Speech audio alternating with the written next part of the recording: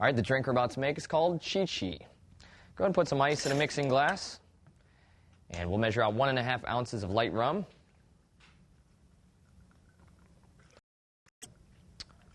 And 1/2.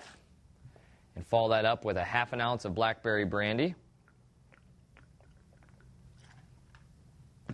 Okay, and we're going to fill it up with pineapple juice.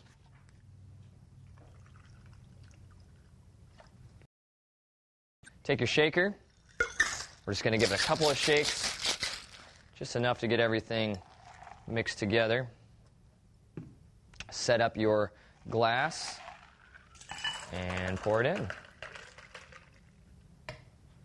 Now we're going to garnish this with a cherry or 2.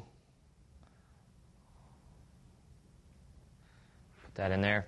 Add a straw, and you have yourself what is called Chi-Chi. Bottoms up.